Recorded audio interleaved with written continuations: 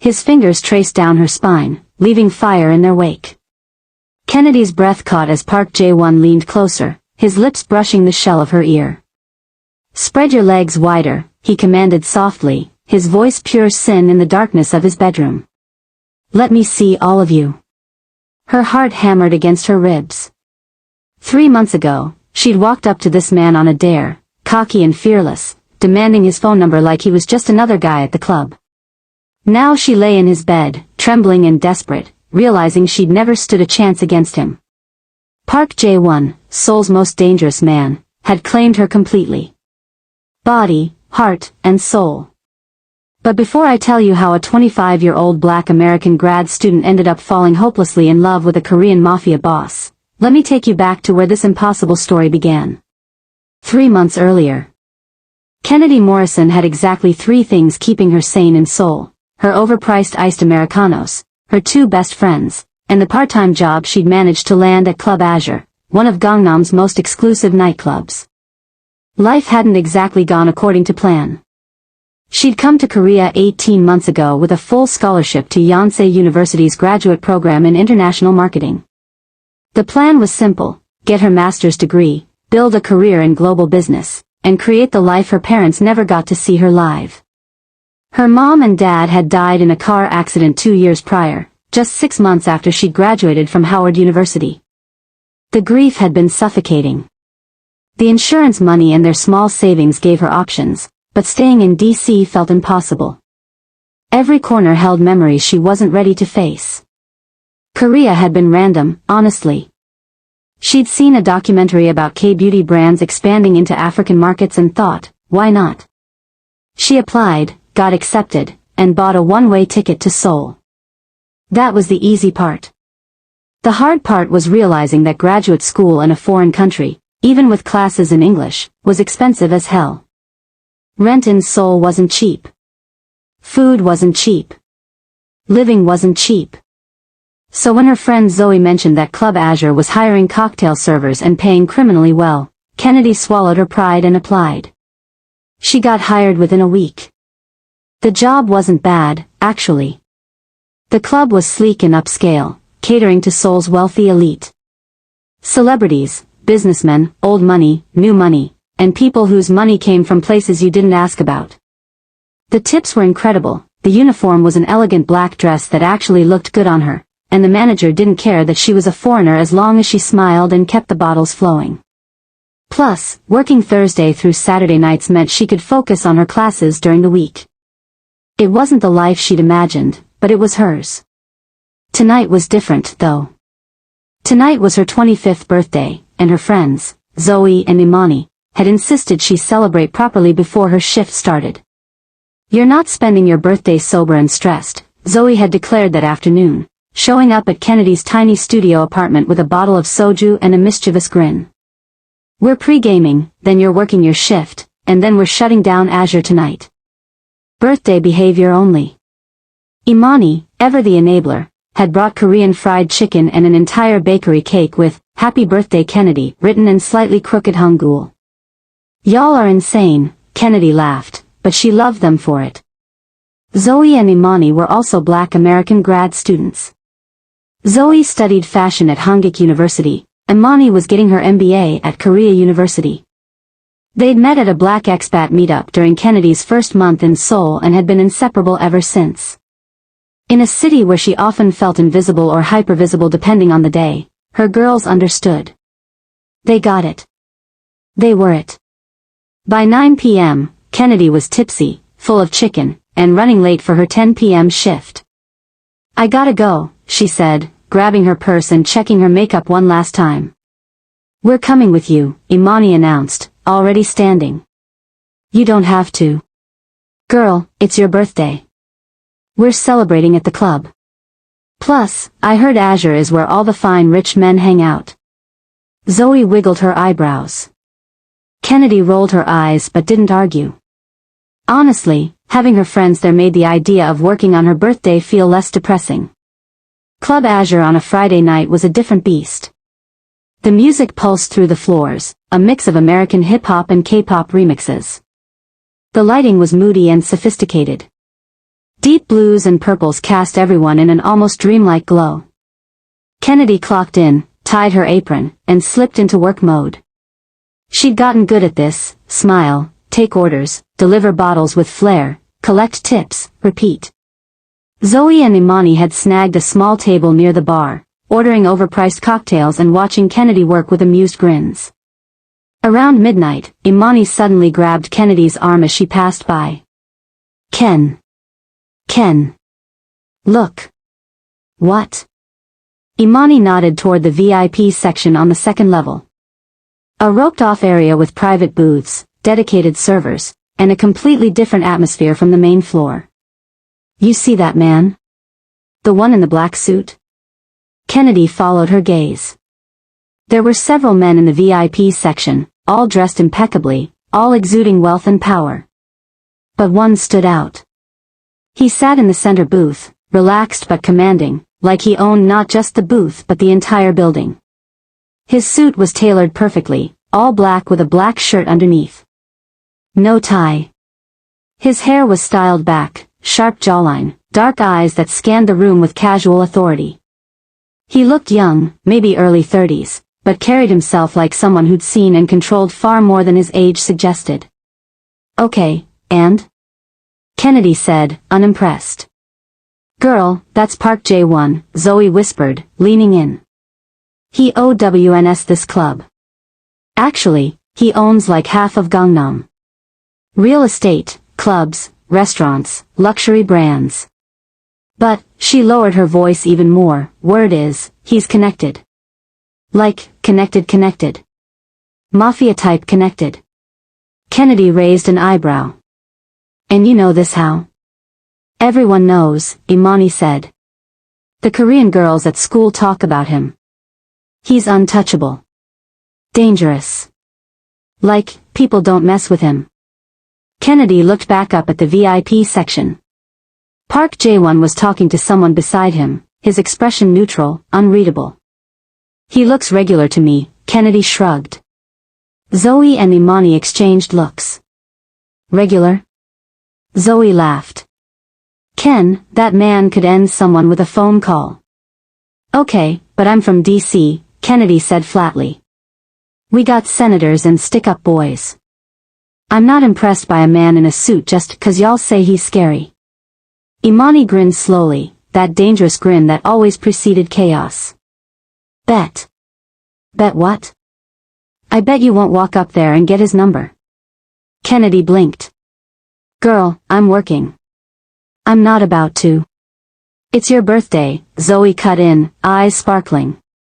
Live a little. What's he gonna do? You're just asking for his number.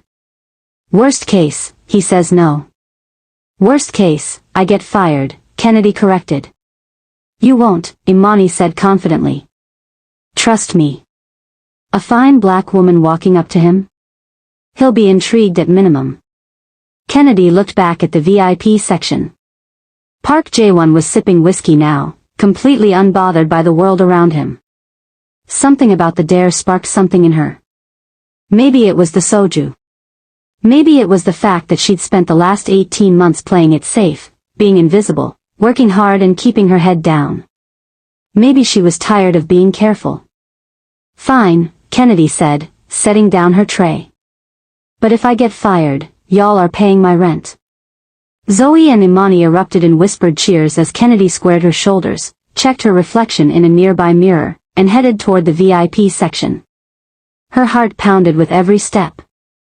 The two bodyguards at the VIP entrance looked at her with confusion as she approached. I need to speak to him, Kennedy said, nodding toward Park Jae-won's booth. You can't. It'll take 30 seconds. Please.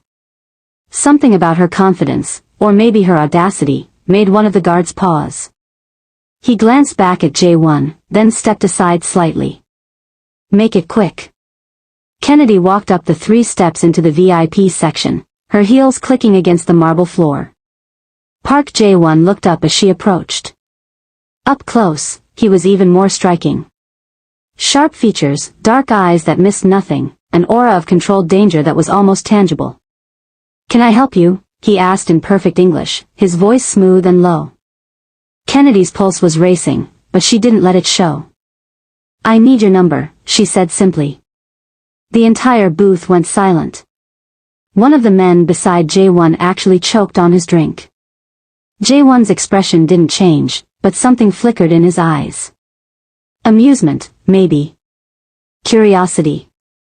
"Is that right?" "Yeah," Kennedy said, chin lifted.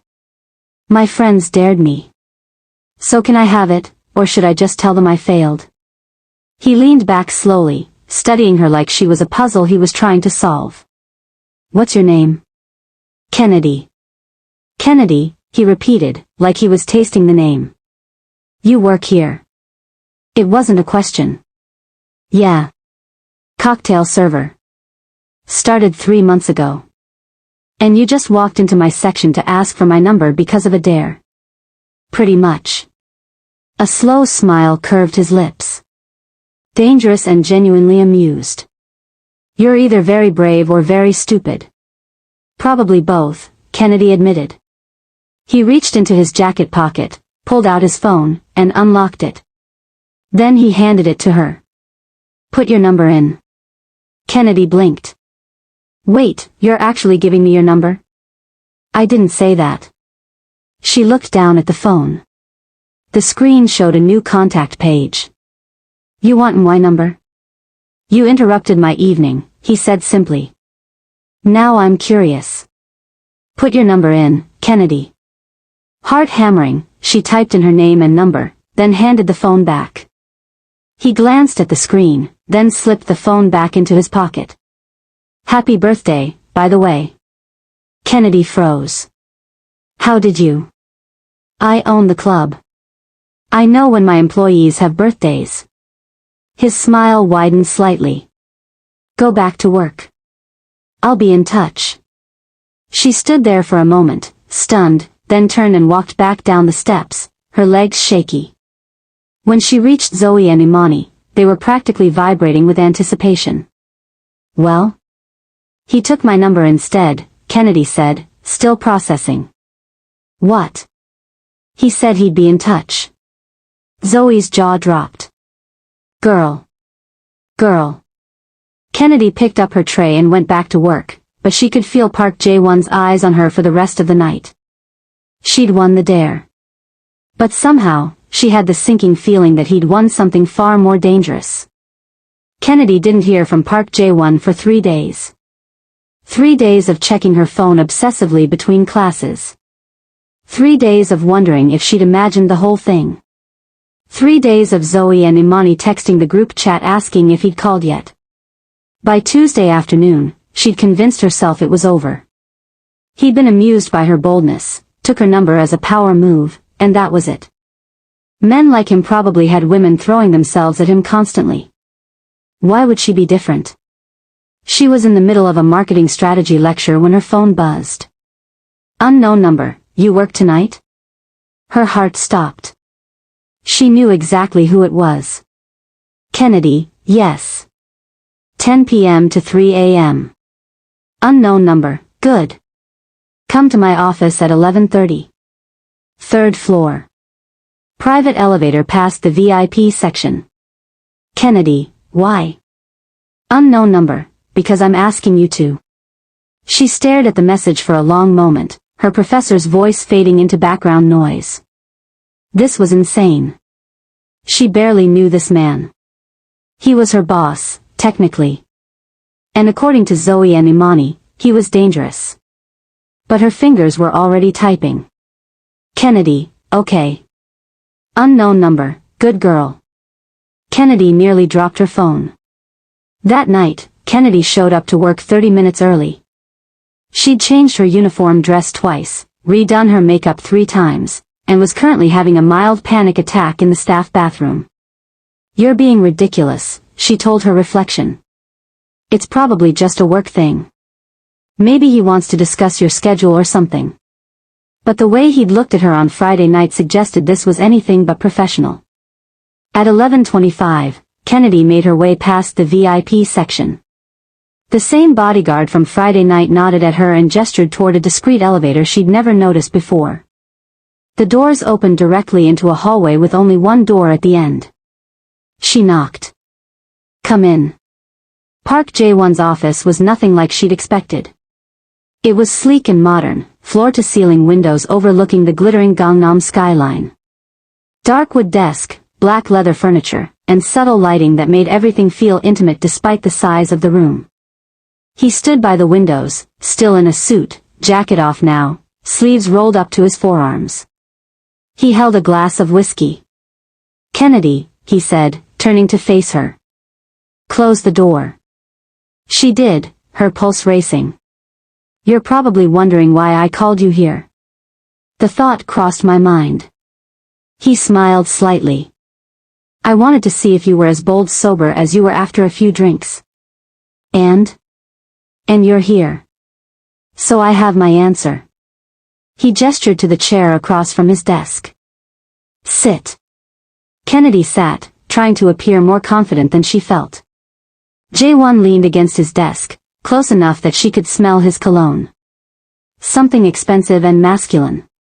"Tell me about yourself, Kennedy Morrison." "You already know my name. And apparently my birthday. What else do you know?" "I know you're 25. Graduate student at Yonsei. International marketing. I know you came here 18 months ago. I know you live alone in Sinchon. I know you're a good employee, never late, customers like you." He paused. "I know your parents died 2 years ago." Kennedy's breath caught. "How?" "I told you. I know everything about everyone who works for me. Background checks are standard." "That's invasive. That's business." His eyes held hers. "What I don't know is why a woman with your credentials is serving drinks instead of working at a marketing firm." Kennedy bristled. "Maybe I like the flexibility. Maybe corporate Korea isn't interested in hiring someone who looks like me. Take your pick." "So you settled." "I survived." Something shifted in his expression. "Respect, maybe. I don't like when my employees settle, Kennedy. Especially when they're clearly capable of more." "Is this a motivational speech?" "Because I have tables to serve." "No." He set down his glass and moved closer, perching on the edge of the desk directly in front of her. "This is a job offer." Kennedy blinked. "What?" "I'm expanding my businesses into West African markets. Nigeria, Ghana, Kenya. Luxury goods, real estate, hospitality. I need someone who understands both Korean business culture and Western marketing strategies.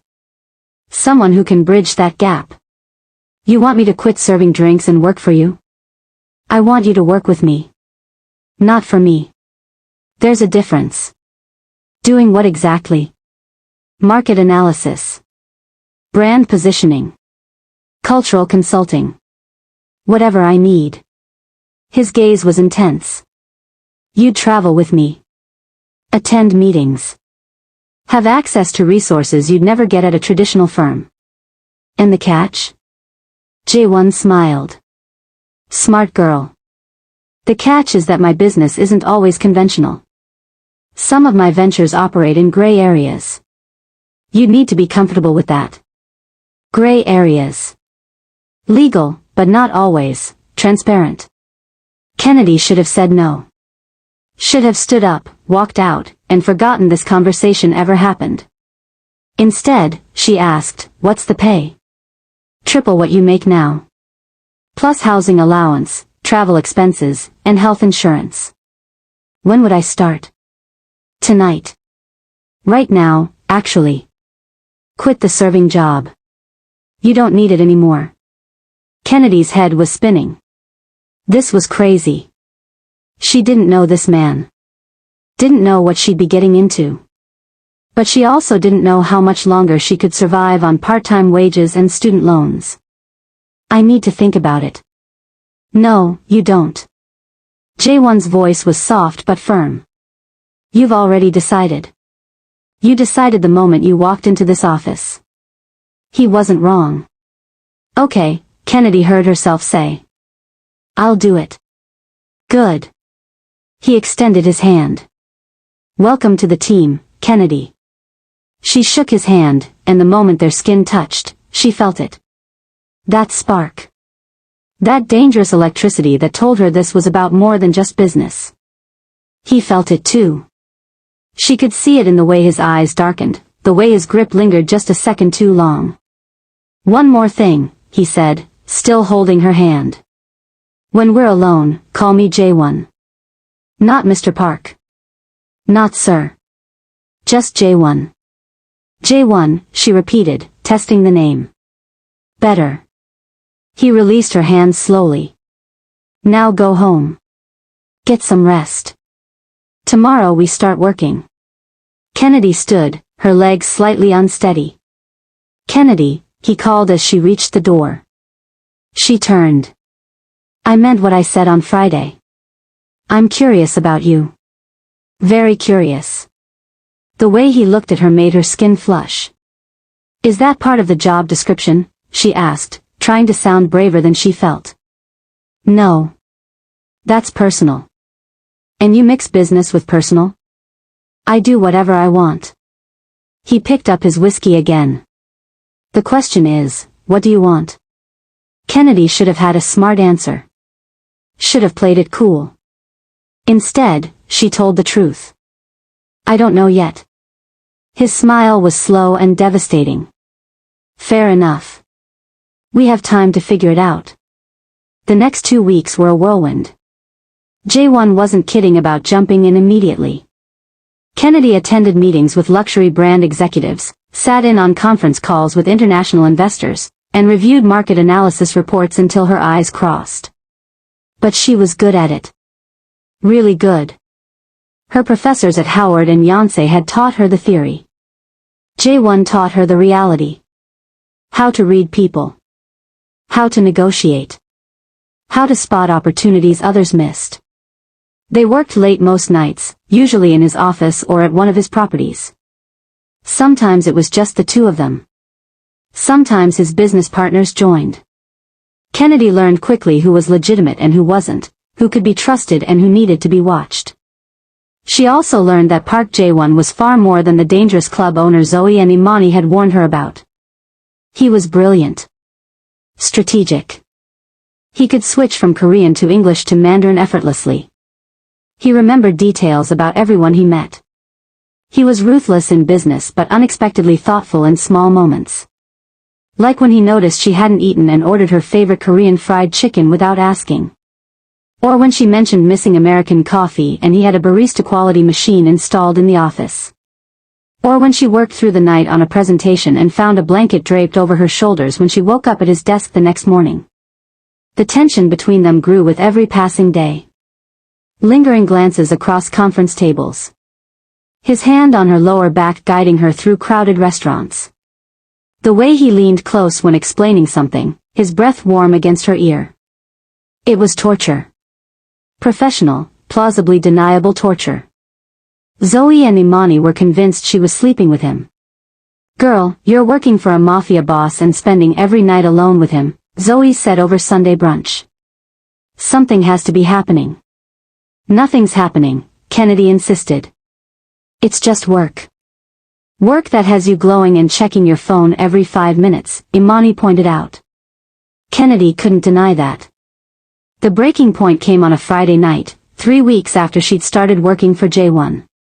They were in his office reviewing contracts for a new hotel development in Busan. It was past midnight. The city glittered below them. Kennedy was exhausted, frustrated with a clause that didn't make sense. "This doesn't add up," she said, pointing at the document. "The timeline and the budget don't match." Jae-won leaned over her shoulder to look, so close she could feel the heat of his body. "You're right. Good catch." His voice was low, intimate in the quiet office. Kennedy turned her head slightly, and suddenly his face was inches from hers. Time stopped. She could see the flecks of amber in his dark eyes. Could count his eyelashes. Could feel his breath. "Kennedy," he said softly. "Yeah? I'm trying very hard to be professional with you." "I know." But you're making it extremely difficult. Her heart was hammering. I'm not doing anything. You exist. That's enough. His hand came up, fingers brushing a stray curl from her face. Tell me to stop, he murmured. Kennedy should have stepped back, maintained boundaries, kept this professional. Instead, she whispered, I don't want you to stop. His lips were on hers before she finished the sentence. The kiss was everything she'd imagined and nothing she was prepared for. Soft at first, testing, then deeper as she responded. His hand cupped the back of her neck, angling her head as he kissed her like he'd been starving for it. Kennedy's hands fisted in his shirt, pulling him closer. When they finally broke apart, both breathing hard, Jae-won rested his forehead against hers. This is a terrible idea, he said. Probably. I'm your boss. Technically I'm a consultant. He laughed softly. Kennedy. Jae-won. I need you to be sure about this. About me. Because once we cross this line, there's no going back. Kennedy pulled back enough to meet his eyes. I'm sure. His smile was slow and dangerous and absolutely beautiful. Then come here. He kissed her again, deeper this time, his hands sliding down her sides as he pulled her against him. Kennedy's mind was screaming that this was insane, reckless, dangerous. But her body, her heart, didn't care. She was falling for Park Jae-won. And from the way he was kissing her, holding her like she was precious and devastating all at once, he was falling too. After that night, everything changed. Kennedy and Jae-won didn't define what they were. They didn't have the relationship talk or establish rules. They simply existed in this intoxicating space between professional and personal, where business meetings ended with his lips on her neck and strategy sessions turned into stolen kisses in empty conference rooms. It was reckless and perfect and absolutely consuming. Jae-won was different when they were alone. The controlled, dangerous exterior softened into something warmer. He told her about growing up in Seoul, about building his empire from nothing after his father lost everything to gambling debts. About the choices he'd made that put him on the wrong side of legal but the right side of survival. Kennedy told him about her parents. About the grief that still ambushed her at random moments. About feeling invisible in Korea sometimes, hypervisible other times, and how exhausting it was to navigate a world that didn't quite know what to do with her. You're not invisible to me, Jae-won had said, his fingers tracing patterns on her palm as they sat in his apartment overlooking the Han River. You're the only thing I see clearly anymore. 2 months into whatever they were doing, Jae-won invited her to an art gallery opening in Gangnam. It's a networking event, he explained over the phone. Investors, business partners, people I need to keep happy. But I want you there. Not as my consultant. As my date. Kennedy's heart skipped. Your date? Yes. Is that a problem? No. Just clarifying. Good. I'll pick you up at 7. We're something that makes everyone in that room jealous that you're with me. Kennedy told Zoe and Imani about the date, and they immediately declared it a fashion emergency. 3 hours and 1 shopping trip later, Kennedy stood in front of her mirror in a sleek black dress that hugged every curve, her natural curls styled perfectly, gold jewelry catching the light. She looked good. Really good. When Jae-won arrived at her apartment, the look on his face told her everything. You're trying to kill me, he said, his eyes traveling slowly from her heels to her face. Is it working? Extremely well. He stepped closer, his hands settling on her waist. We could skip the gallery. Stay here instead. Kennedy laughed, even as her body responded to his proximity. You said this was important. It was. Before I saw you in this dress. Jae-won. Fine. He pressed a kiss to her temple. But later, I'm taking this off you very slowly. The promise in his voice sent heat pooling low in her stomach. The gallery was exactly what she expected. Elegant, exclusive, full of wealthy people pretending to understand abstract art while really networking and sizing each other up. Jae-won kept her close, his hand never leaving her lower back. He introduced her to investors, politicians, business owners. Some looked surprised to see him with a black woman. Others hid it better. A few didn't bother hiding their curiosity or their judgment. Kennedy held her head high, smiled gracefully, and matched Jae-won's confidence with her own. "You're good at this," he murmured in her ear during a quiet moment. "At what?" "Being by my side. Handling these people. You fit into my world better than I expected." "Is that a compliment?" "It's an observation." "And yes, a compliment." Halfway through the evening, a man approached them. Late 40s, expensive suit, calculating eyes. "Jae-won," the man said in Korean, his smile not reaching his eyes. "I didn't expect to see you here." "Director Choi." Jae-won's tone was polite but cool. "How's business?" "Complicated." "As always." Choi's gaze slid to Kennedy. "And who is this?" "Kennedy Morrison. She works with me." "American?" "Yes," Kennedy answered in perfect Korean, enjoying the brief flicker of surprise on Choi's face. "Impressive," Choi said, switching to Korean. Jae-won usually keeps his business and pleasure very separate. "You must be special." "She is," Jae-won said simply, his tone leaving no room for further comment. Choi smiled thinly. "I actually needed to speak with you about our mutual friend in Busan. The hotel project. There have been some complications." "What kind of complications?" "The kind we shouldn't discuss here." Choi glanced at Kennedy. "Perhaps somewhere more private?" Jae-won's jaw tightened slightly. "Kennedy, can you give us a moment?" "Of course." She squeezed his hand briefly and walked toward the bar. She ordered wine and tried not to watch Jae-won and Choi, who had moved to a corner of the gallery. Their body language was tense. Whatever they were discussing wasn't pleasant. "You're with Park Jae-won." Kennedy turned. A Korean woman about her age stood beside her, beautiful in a designer gown, her expression curious rather than hostile. "I am," Kennedy confirmed. "I'm Min-ji. I used to date him. About a year ago." Kennedy's stomach tightened, but she kept her expression neutral. "Oh. Don't worry. It ended amicably. Jae-won and I wanted different things." Min-ji smiled slightly. "But I've never seen him look at anyone the way he looks at you." "How does he look at me?" "Like you're the only person in the room. Like he'd burn down the world if anyone hurt you."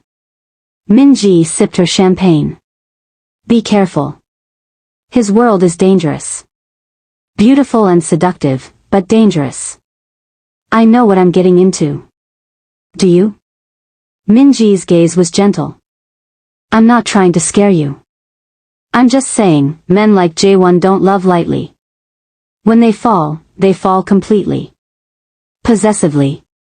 Sometimes destructively."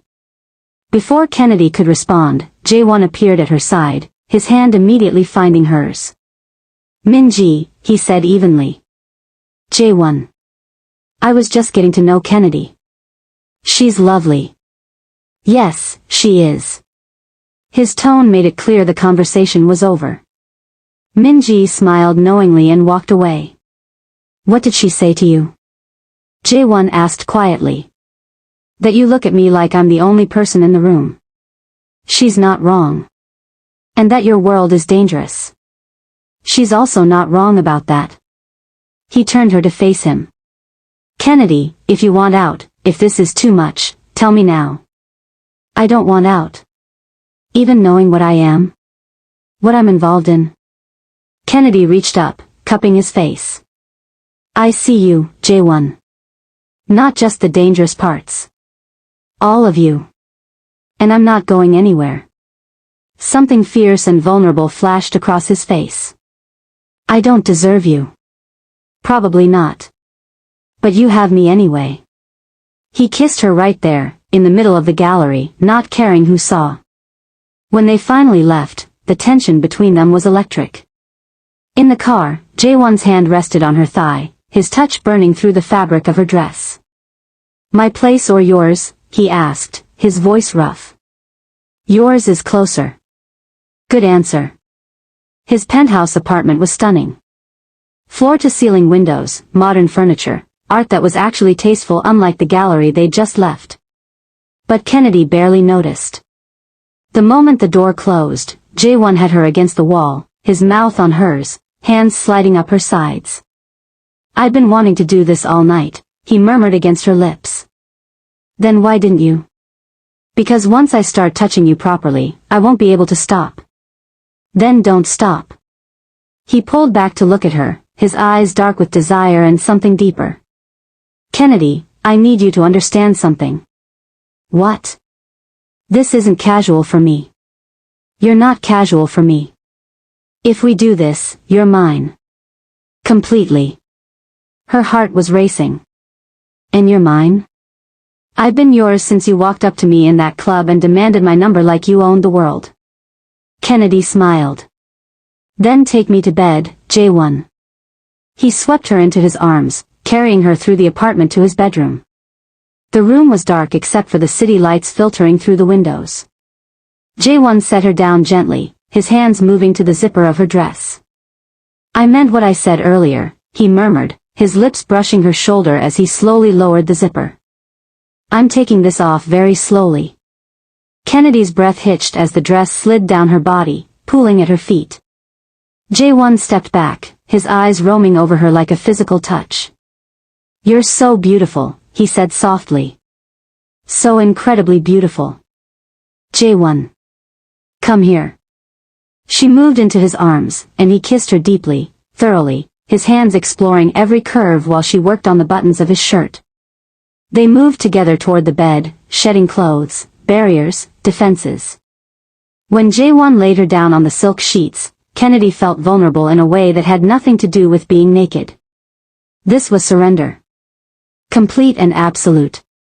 "Tell me what you want," he said, his body hovering over hers, his control evident in every tense muscle. "You. I want you. You have me." His hand traced down her side, over her hip. "But I need to see all of you, Kennedy. Every part of you. No hiding." Her breath caught at the intensity in his voice, in his eyes. "Spread your legs wider," he commanded softly. "Let me see all of you." There it was. The moment she'd been falling towards since that first night at the club. Kennedy's heart pounded as she complied, opening herself to him completely. Jae-won's expression was reverent, possessive, almost overwhelming in its intensity. "Perfect," he breathed. "You're absolutely perfect."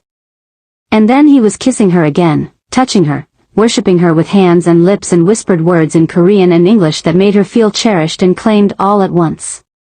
When they finally came together, Kennedy gasped at the intimacy of it.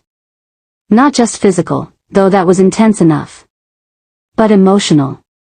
Soul deep. Jae-won moved slowly at first, his eyes locked on hers, one hand cradling her face. "I love you," he said suddenly, the words raw and unplanned. "I know it's too soon. I know this is insane. But I love you, Kennedy." Tears pricked her eyes. "I love you too." His kiss was devastating, and his control shattered. They moved together, finding rhythm, building towards something that felt bigger than both of them.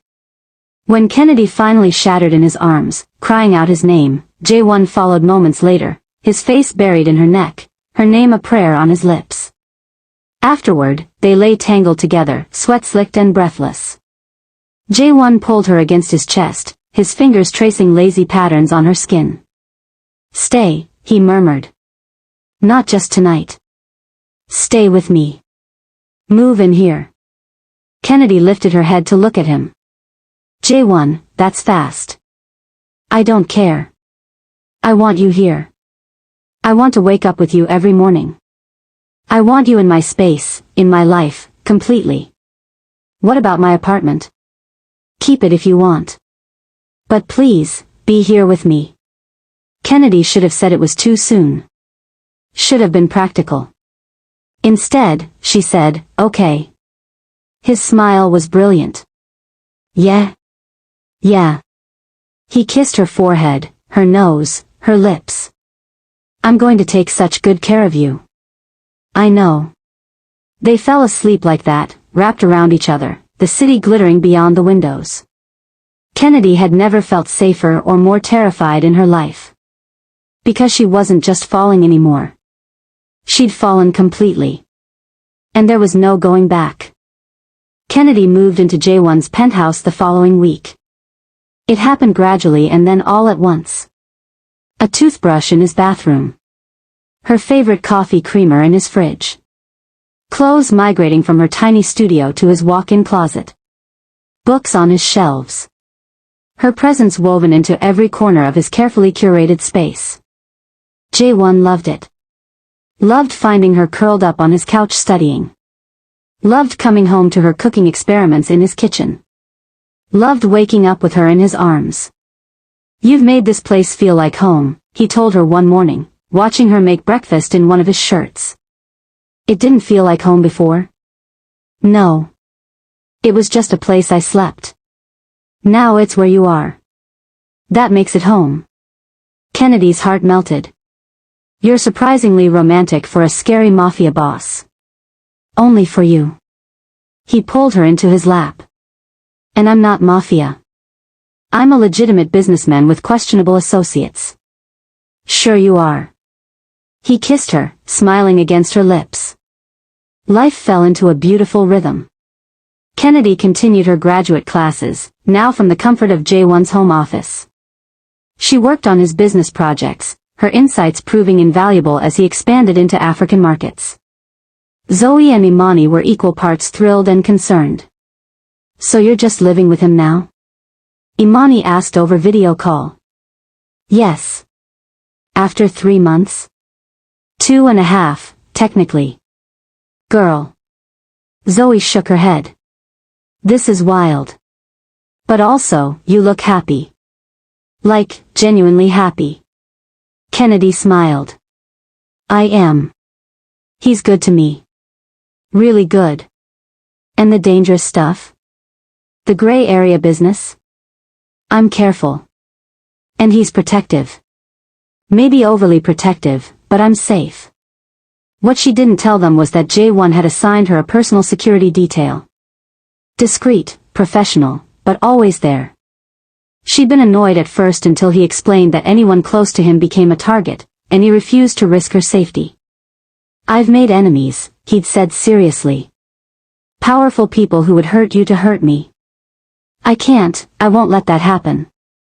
So Kennedy accepted the security, the protective measures, the way Jae-won always knew where she was. Because she understood it came from love, not control.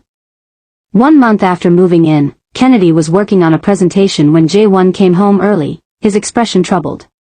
What's wrong? She asked immediately. We need to talk. Her stomach dropped.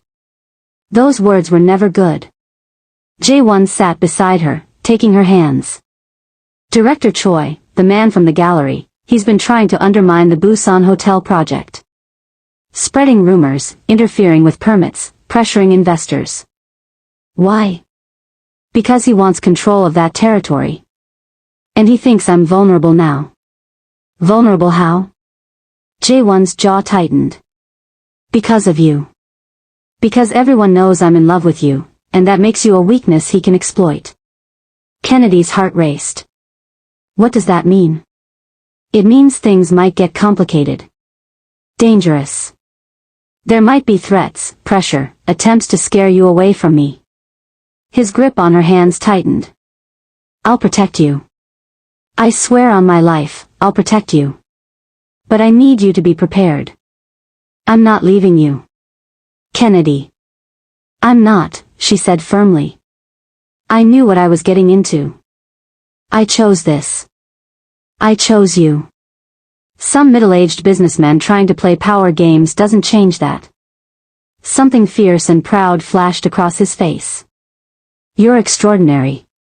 You know that? I'm stubborn. There's a difference. Both. He pulled her into his lap. I don't deserve you, but I'm selfish enough to keep you anyway. Good. Because I'm not going anywhere. The threat started subtly. Strange cars following Kennedy to campus. Hang-up calls to her phone. A bouquet of black roses delivered to the penthouse with no card. Jae-won's security tightened. He hired additional guards, installed new security systems, and insisted on driving Kennedy to and from school personally. This is excessive, Kennedy protested. No. This is necessary. His tone left no room for argument. The situation escalated when Director Choi approached Kennedy directly. She was leaving the library when a black sedan pulled up. Choi stepped out, all fake smiles and menace. Miss Morrison. A word? Kennedy's security detail tensed, but she held up a hand. What do you want? To give you some advice. Park Jae-won is a dangerous man. The life he leads, it destroys everyone who gets close to him. You seem like a smart woman. Smart enough to walk away before you get hurt. I appreciate your concern, Kennedy said coldly. But I'm exactly where I want to be. Even when his enemies come for you. And they will come, Miss Morrison. If not me, then someone worse. Someone who won't just threaten. Is he really worth that risk? Kennedy stepped closer, her voice steady. Let me be clear. I'm not some naive girl who stumbled into this. I know exactly who Jae-won is and what his world involves. And I choose to be with him anyway.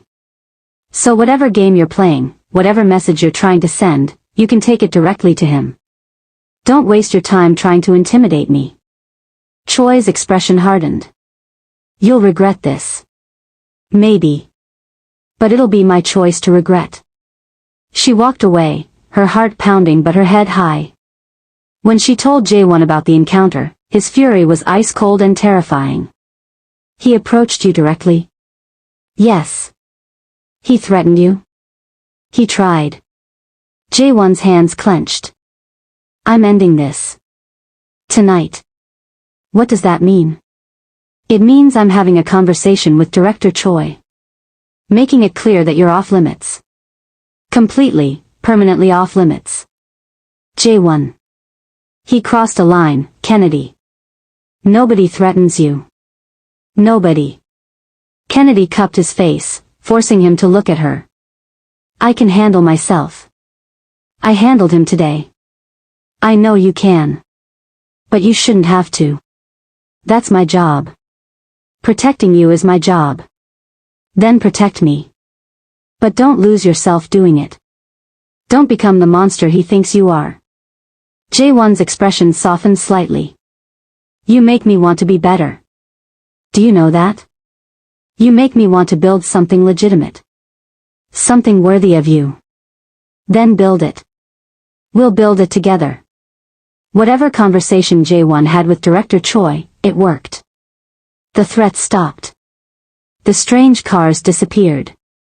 Choi withdrew his opposition to the Busan project. Kennedy didn't ask for details. Some things were better left unknown. 3 months later, on a quiet Sunday morning, Kennedy woke to find Jae-won already awake, watching her with an expression she couldn't quite read. What? She asked sleepily. Marry me. Kennedy's eyes flew open. What? Marry me, he repeated, producing a small velvet box from seemingly nowhere. I know it's fast. I know we've only been together 6 months. But I've never been more certain of anything in my life. I want you as my wife. I want forever with you. He opened the box, revealing a stunning ring. A deep blue sapphire surrounded by diamonds. Sapphire because it reminded me of that dress you wore on our first real date. The one that made me realize I was completely, hopelessly in love with you. Tears filled Kennedy's eyes. Jae-won. You don't have to answer now. Take time, think about it. Yes. He froze. What? Yes. I'll marry you. I love you. I want forever too. His smile was brilliant, almost boyish in its pure joy. He slid the ring onto her finger, then kissed her so deeply she forgot how to breathe. I'm going to spend the rest of my life making you happy, he promised. You already do. They stayed in bed for hours, talking about the future. A proper wedding ceremony, both Korean and American traditions. Maybe a house outside the city eventually. Children, maybe, someday. Plans and dreams and possibilities. Kennedy thought about that night at Club Azure. The dare that had seemed so insignificant.